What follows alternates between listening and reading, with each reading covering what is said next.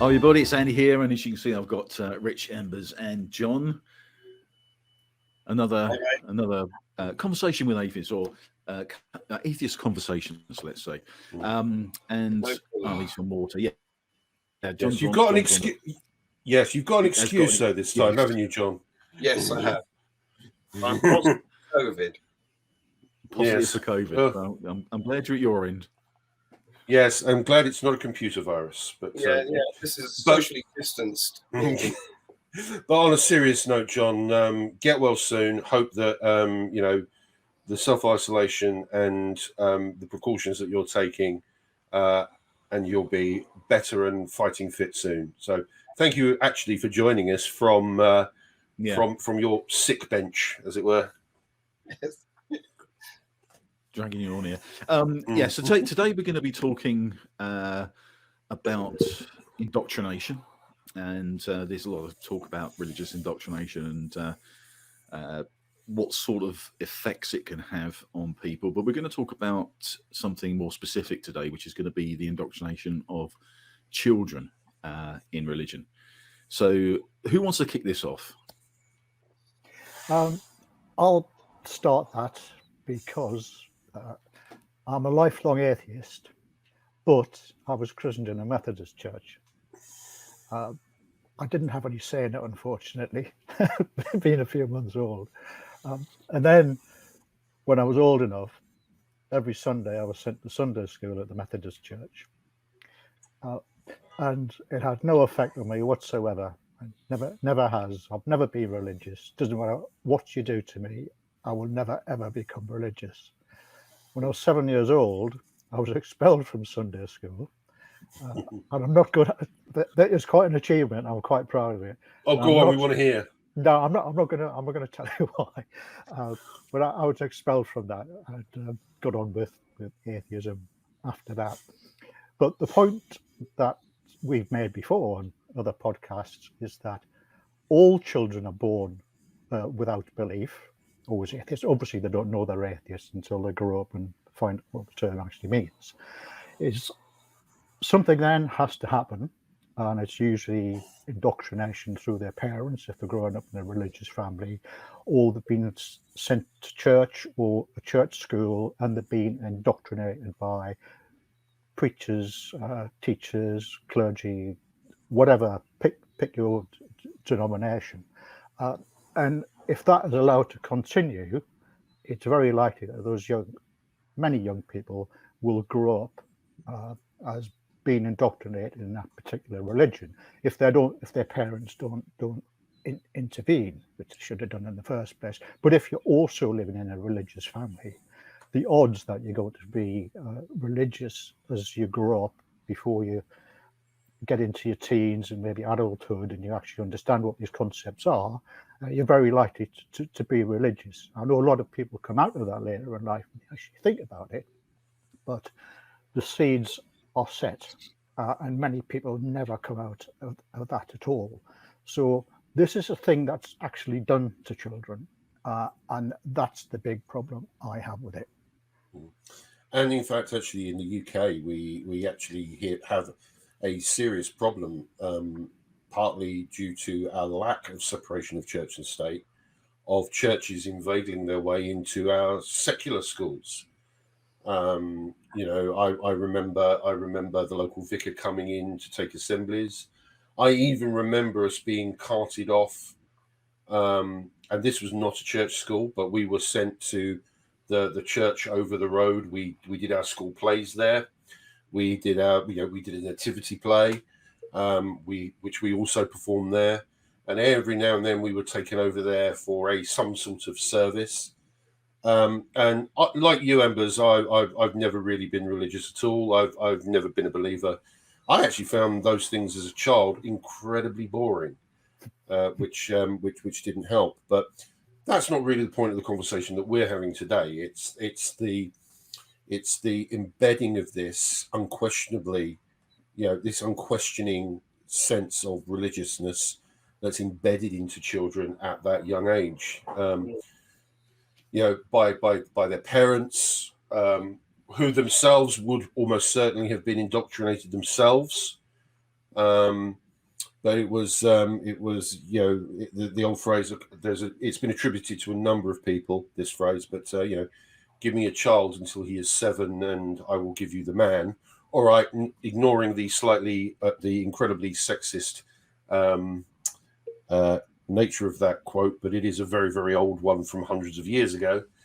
But the fact that adults mold children and they can be molded into severely faulty thinking, which can then affect them for the rest of their lives.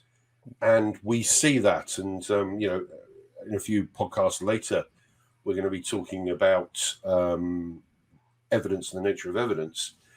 But it can act as a blocker to thinking, a blocker to actually accepting reality. And that's why it is so dangerous. If you can indoctrinate people to wholeheartedly and unquestionably believe something that is clearly ridiculous, that is where we end up with lots and lots and lots of problems in society. So childhood indoctrination is incredibly insidious. It's also can be incredibly subtle, and sometimes it's not subtle. But the whole idea of the existence of church schools, again, church schools themselves, I just find that an abominable concept, that churches should be involved in the education of children, because it's not. It's the miseducation of children. And with our current Archbishop of Canterbury, excuse me, who is the most evangelical Archbishop of Canterbury that we've had, certainly in my lifetime, and his cohort, the Archbishop of York, that these two, having noticed the decline in the Anglican Church over the past century, they're determined to fight a rearguard action. Oh, they're desperate. They're desperate.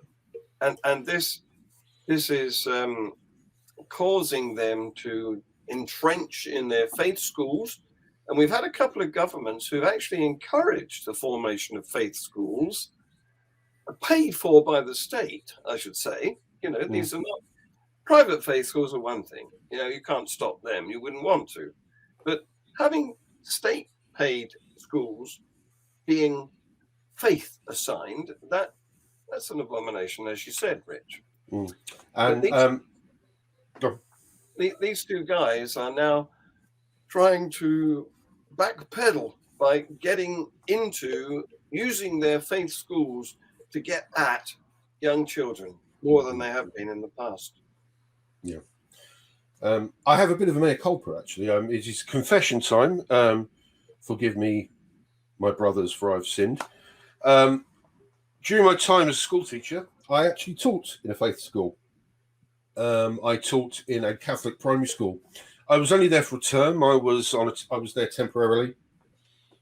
I'd done a couple of days there, and they liked me as a teacher, so they brought me in for a term to do maternity cover. And I remember two of my students, year threes. So ironically, this is the year in a Catholic school where the children have their first confession and their confirmation. And two of them came up to me one playtime, and they asked my advice about the correct way of making the sign of the cross when they enter the church. And there's me. I mean, I am still an atheist at this point, although I wasn't as militant as I was now. But this is actually an event which started me on the path to being a bit more militant as an atheist. And the only thing I could really say to them was, just do it the way you think is right. I'm sure that will be fine. When what I really wanted to say is, don't bother. It's a load of old crap. But which probably would have cost me my job. And to be honest, it's not a position I would ever be in again, because it's highly unlikely I'm ever going to teach in a Catholic school again, because I don't work as a school teacher anymore.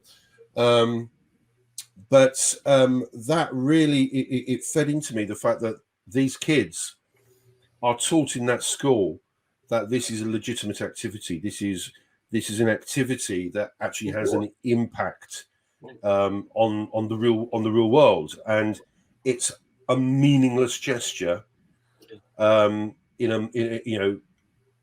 It's just totally meaningless. It doesn't matter. It's not something that's real, and it's not something that's important.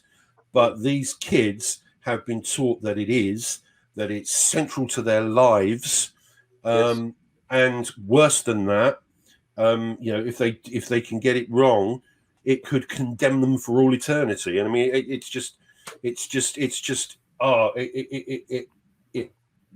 makes me angry. But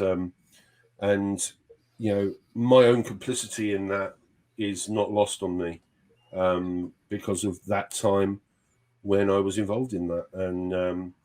And I even got, when we were inspected, my RE lesson was, which obviously was following the Catholic curriculum, scored a very good rating. And an inspector came up to me afterwards and said, that was really good, but I've been told that you're not actually Catholic. And I said, no, I'm not. I said, well, you did that really, really well. And part of me wanted to say, oh, thank you, because obviously this was a formal inspection. But part of me was thinking, have I actually done the right thing here? Well, while we're on confessions, I too taught very briefly in a Catholic school. I'd actually retired, but I was picking up odd bits of work, because you can do cover and short periods of replacing a teacher who's gone on maternity and stuff like that. And so I was doing science in a Catholic school. And the thing that sticks in my memory most about it was the guy in the next laboratory teaching away there. When the bell went, he tried to get the class to stand and say the Lord's Prayer. It's at the end of a chemistry lesson. To give the kids their due, they all got up and walked out. Of course, bell rung, yeah. But then also, one of the things that's really interesting is the number of people that go to these schools and end up rejecting it, which is so. In a lot of cases, that indoctrination doesn't take. And what I would be really interested in is, why is it that indoctrination works in some kids' minds and why it doesn't in others? That might be a question for our resident psychologist. Well, I think that needs to be reinforced at the home. So if children are hearing about these things, let's say in the school setting, as you've just been talking about now, and they go home and they discuss that with the parents, and the parents don't refute any of that, especially if the parents are of faith themselves, and reinforce it. You can see how that's reinforced. But if the parents allow their children to actually question, what do you think about that? Could that be true? That is very helpful to engendering critical thinking.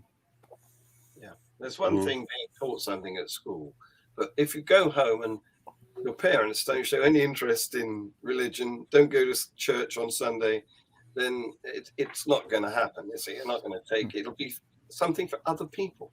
Incidentally, there's a theory about why parents send their kids to Sunday school.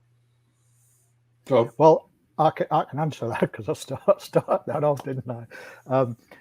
Let's just say most times when I went to Sunday school, I came back and my parents looked a bit disheveled, and every few months after that, I seemed to have another sibling.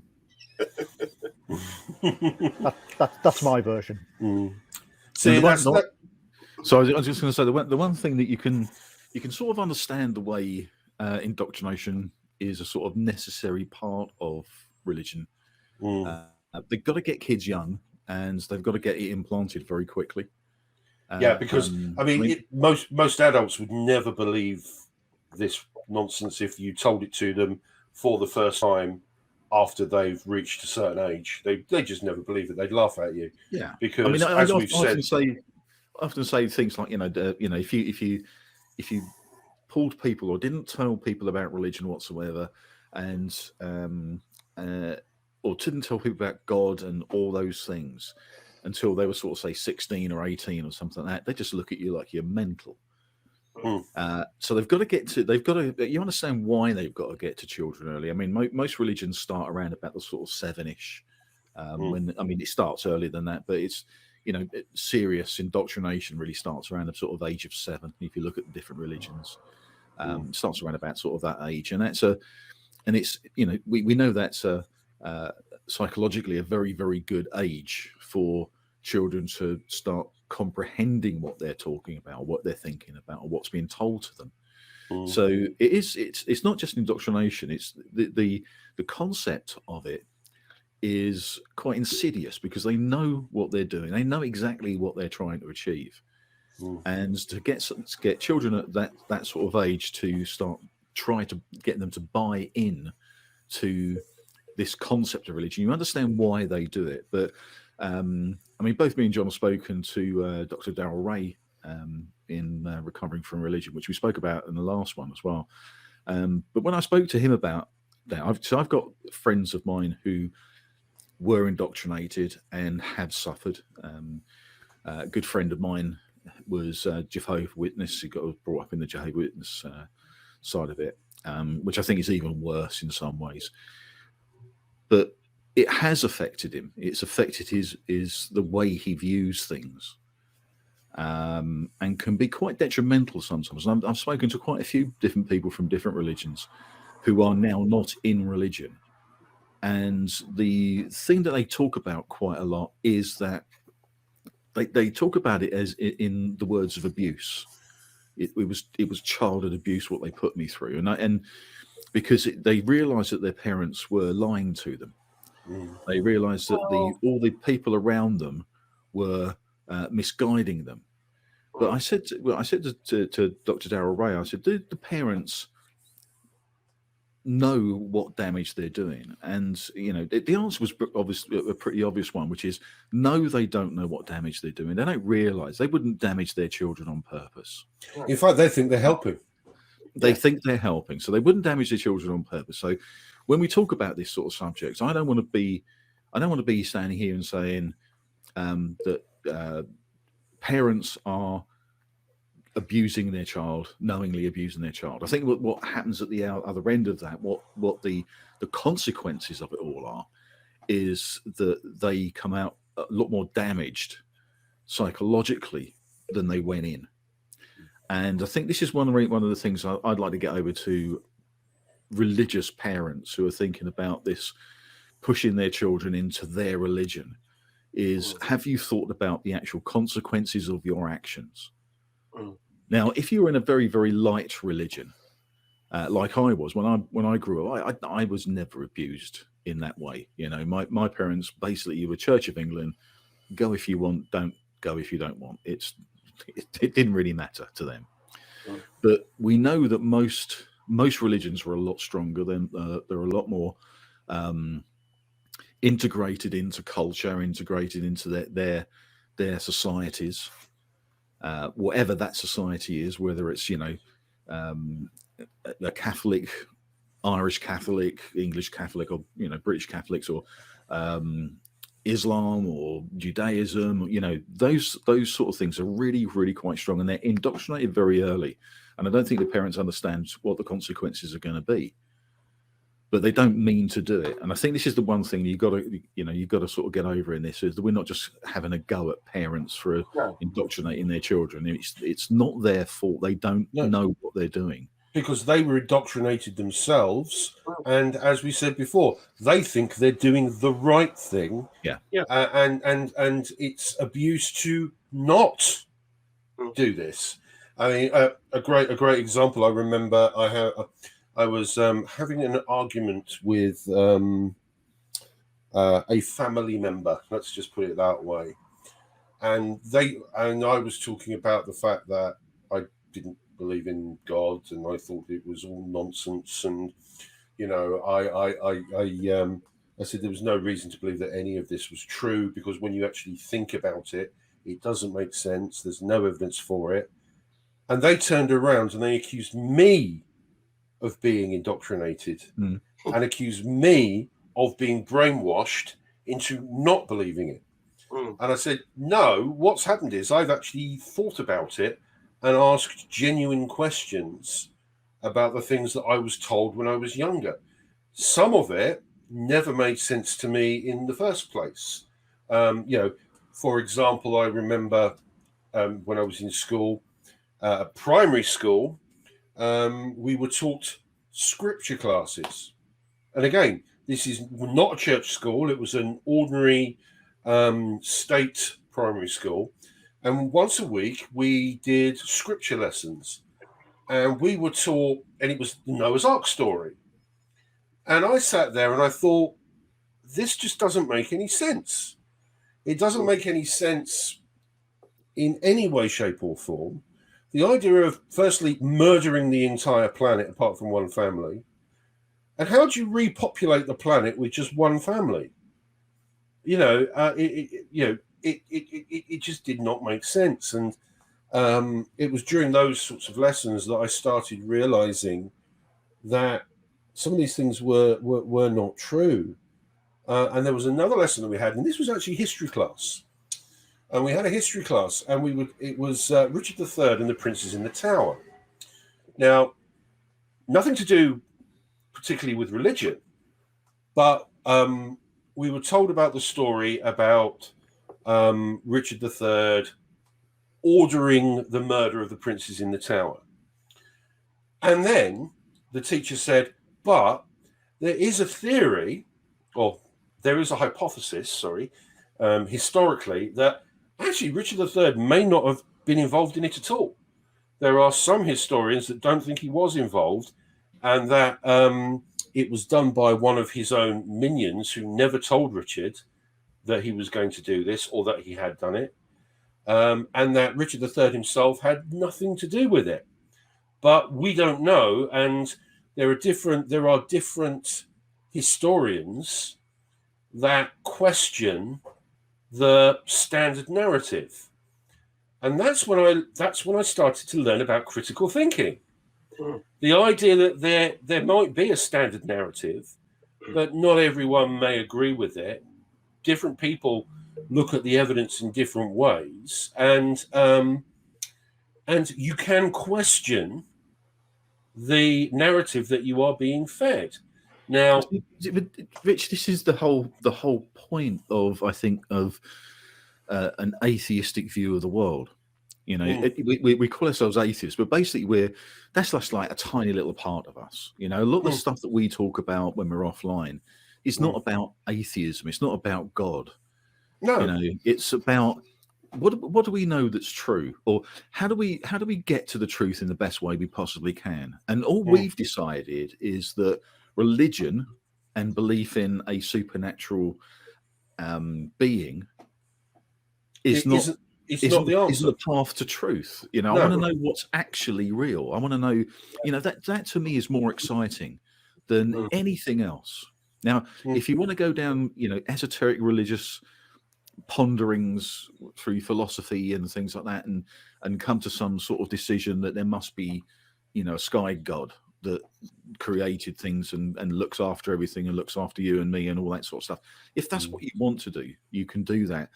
But I think for a lot of us, you know, we're atheists by default rather than atheists by design, if you know what I mean. we don't go into it and say, okay, what do I want to be? Do I want to be an atheist or a theist? Yeah, you know, atheism is a conclusion. That at all. It's a conclusion to a question. Yeah, we've gone through a thought process and just come up with, actually, religion probably and God isn't really the answer. It's just such a lazy answer. Wouldn't it be great if you could actually find out what is the actual answer? Now, we don't know everything. You know, the scientific world doesn't know everything, and it probably will never know everything. If science knew everything, then it would stop. Exactly. It wouldn't be fun anymore. To quote Dara Breen. So really, that's the whole point of it. It's like, you know, this is why, you know, indoctrination of children from an early age gets my back up, because it's basically telling them to stop thinking. Stop thinking. It's all been answered for you. It's God. And yet, if you go to some of the certainly the Catholic Church do this a lot. They say, but we encourage thinking. We are the center of learning in many European countries. You know, we have these great Catholic universities across the world, and there are some very, very, very prestigious centers of learning that are run by the Catholic Church. You know, but they say we encourage this, but actually they encourage it in such a narrow framework. I mean, we were talking the other week about the Trinity. You know, there are libraries and libraries and libraries of deep thought on the subject of the Trinity. He says in scare quotes, in these Catholic universities. And I think that's thought wasted, because they're starting off from a flawed premise in the beginning, and it's that initial premise that they're taught not to question. But when it comes to the fine detail, think away, you know, explore. See, this is why, for me, it's why it's so important, right, for me to sort of try and get people to sort of say, okay, whatever age they are, you know, to say, look, if you really want to understand some of this stuff, you know, to understand that what, you know, the nature of reality, the existential concepts, you know, if you want to understand about these things, then you've first got to become atheist.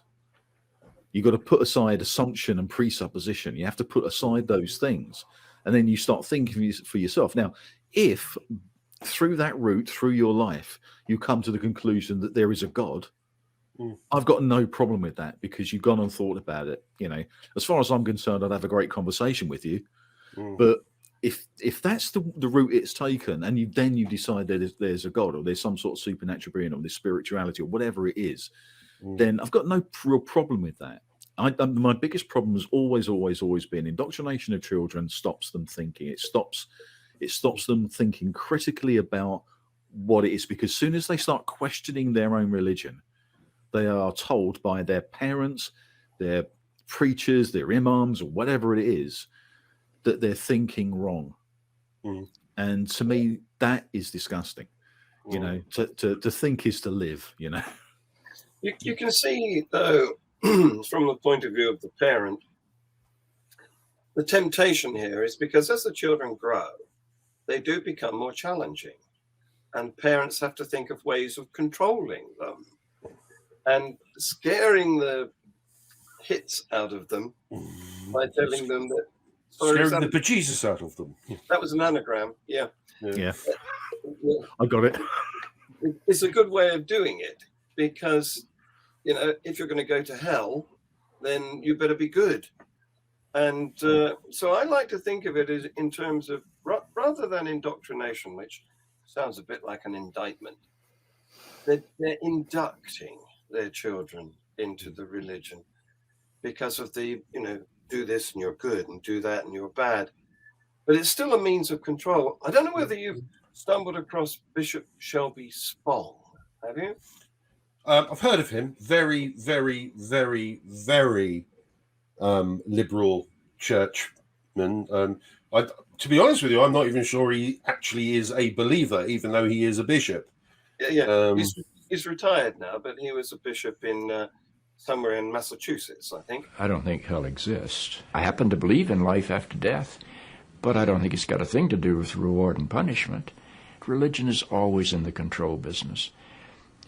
And that's something people don't really understand. It's in the guilt-producing control business. And if you have heaven as a place where you're rewarded for your goodness and hell as a place where you're punished for your evil, then you sort of have control of the population. And so they create this fiery place, which has quite literally scared the hell out of a lot of people throughout Christian history. Mm-hmm. And it's part of a control tactic. But wait a minute, you're saying that hell, the idea of a place under the earth or somewhere where you're tormented for an eternity, is actually an invention of the church? I think the church fired its furnaces hotter than anybody else. But I think there's a sense in most religious life of reward and punishment in some form. The church doesn't like for people to grow up because you can't control grown-ups. That's why we talk about being born again. When you're born again, you're still a child. He's explaining how the church is in the control business, and that's why they want you to be born again, because you can't control adults. So they want you to be regressed back to being a child, so that you're under control once more. Yeah, but if they can control them in the first place, which is what we're talking about here, that's. I see that as a particularly cruel form of child abuse. You don't have to be hitting your children to be doing that. Just take the Catholic Church, for example, and there are a lot of Catholic schools in the UK. If you're telling your children from a very young age that they're cursed with original sin, and if they do anything wrong at all, they're going to burn in hell, and I know a lot of children who actually think this is going to happen to them, that is particularly nasty and unthinking. Yeah, tell them the boogeyman's going to come and get them, but don't tell them they're going to burn in hell. And then they worry whether mummy and daddy are going to burn in hell if they do anything wrong. So the problem you have is if you're doing that from a very early age, mummy and daddy are saying this. We'll get on to the evolutionary thing maybe in another podcast about why children believe what their parents say as a survival mechanism. And then they go to the same type of faith school and they're hearing there what their parents have said. So they're saying, well, mummy and daddy are right. They go home. What did you learn in school today? And mummy and daddy say, oh, yes, that's right. You can see how this cycle just perpetuates itself. I mean, it's also very, very cruel as well because, you know, you talked about the bogeyman. This concept that you can tell your children the bogeyman are going to catch you if you're not good. Well, at a certain age, you can take that back. You can say, "Oh, I just told you that just to try and keep me in line." Or but the argument from Santa Claus. Hell. You cannot take back hell, because if you believe in hell, that's with you forever, and that's going to burn into their brain, if you pardon the expression. And so many atheists do talk about their experiences of trying to get over the fear of hell, even as atheists. They know it's not real. They know that. They understand that. They thought their way out of it, but they are still. They still have a reaction to it. I mean, I don't know if you remember many years ago when Richard Dawkins really burst onto the scene with his first of his Channel 4 documentaries called, what was it called? The End of Faith? No, not The End of Faith. It was Roots of All Evil. That's what it was called, Roots of All Evil. And he had a psychologist there who had been brought up in one of the exclusive Brethren churches. And she was now an atheist, and she spent her time providing therapy and counselling for those that had escaped from those particular abusive forms of religion and those sects or cults or whatever you want to call them. And Richard asked her, when you think about hell, what happens? And you could almost see her face change, because even though she knew that it's not real and she pretty much come through it, and she said, you know what, asking that question and thinking about it, it still affects me today. Scary. When we spoke to Darryl Ray again, it was another thing. Is this genuine psychological damage? And he's seen person after person after person that have genuine psychological damage because of it. I mean, it's like my friend who left Jehovah's Witnesses. As soon as he hears something on the news, like a war or the start of the COVID thing, his brain straight away went back to, and I've spoken to him about this, straight away back to end of world, because the JWs, they love the end of world and they keep on prophesying. They kept predicting it, yeah. Keep on missing the date. Which is, Bye. that's got to be that's got to be questionable. You got it wrong. Oh yeah, but it's not the end of the world. It's the beginning of the end of the world. That's what they say nowadays. Well, the end of the world then has been beginning for the last 2,000 years. Yeah, exactly. And what we've just been talking about is a form. It's a recognised form of post-traumatic stress disorder, Yes. because you don't actually have to witness anything to develop that. If you think you're really going to go to hell, or your parents are going to go to hell and burn in hell and be tortured for all eternity, if you've been imagining that all your life, that can actually lead to a form of PTSD. That's why there are lots of therapy places you can go to that are springing up for people who are coming out of religion, but they've still got this trauma. So it's a terrible thing to do to your children. You're totally right, Embers. I mean, I spoke to a Christian apologist like a few years ago now, and during the conversation we was having, he said, he goes, I have nothing against you, right? I've got nothing against you, but I fear that you are going to hell.